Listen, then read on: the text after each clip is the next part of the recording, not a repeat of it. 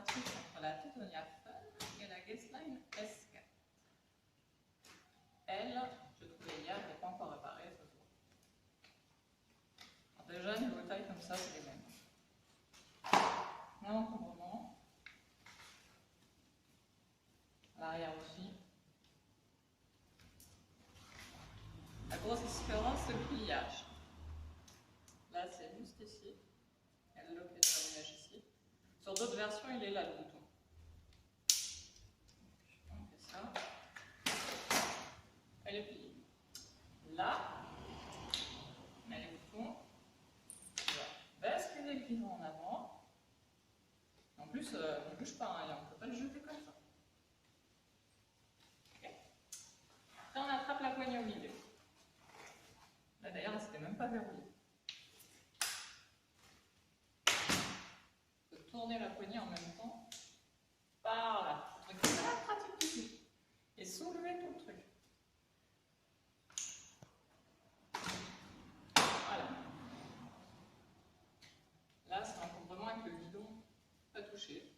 En position à ma taille.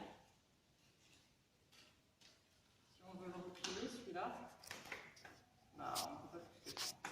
Par là, ça ne va pas. Là, on met max. La teuto, on peut le replier complètement.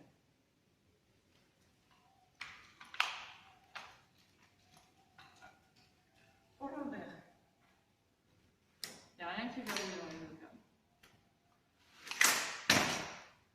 Ça, c'est ouvert. Là, par contre,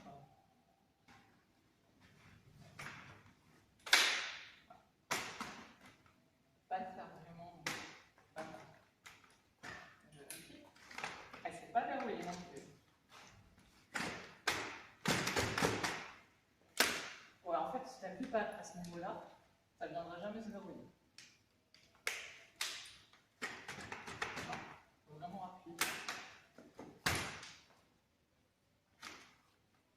Les suspensions, celle-là on avait déjà vu. Là, c'est ça. C'est pas mieux. C'est vraiment pareil que l'autre.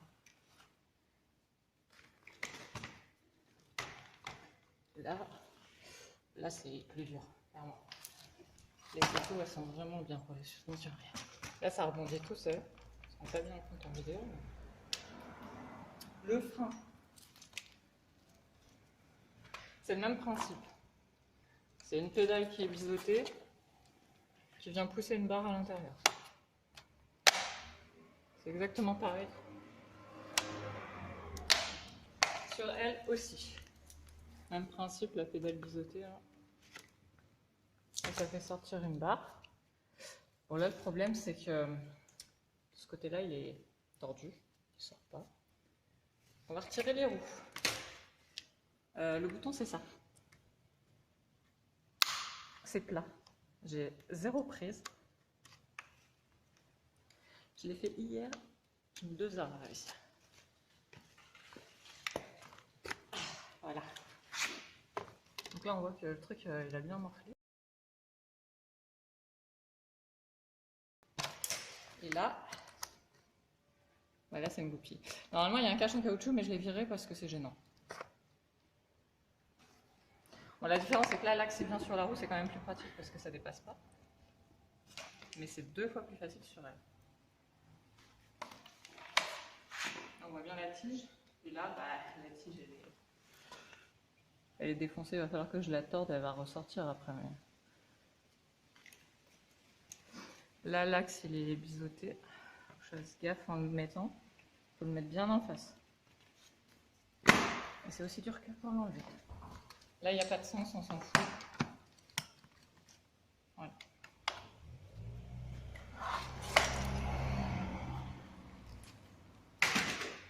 Le réglage du guidon, pareil. Là, c'est un bouton vraiment bizarre, j'ai jamais vu ça. C'est peut-être plus solide, mais j'en ai vu des cassés. Ça veut rien dire. Là, on est vraiment au max. À aucun moment, il se met plat, parallèle. Pour elle, c'était pratique quand même.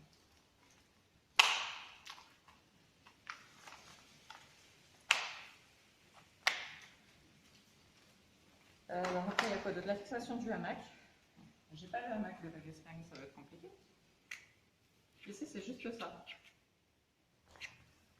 C'est un truc à tirette à l'ancienne. Tout ce qui est le plus fiable. Là, alors là, j'ai les adaptateurs pour le hamac S4, le hamac non réversible. D'ailleurs, on peut voir ici, il manque un truc. C'est la fixation de la barre repose-main. Elle s'est carrément dessoudée, arrachée, mais quand on voit comment le métal il est tout mou, je le déforme à la main comme ça. Donc c'est même pas étonnant que ça ait lâché. Donc pour enlever les adaptateurs, il faut appuyer sur des petits clics, truc qui t'arrache les ongles. Voilà.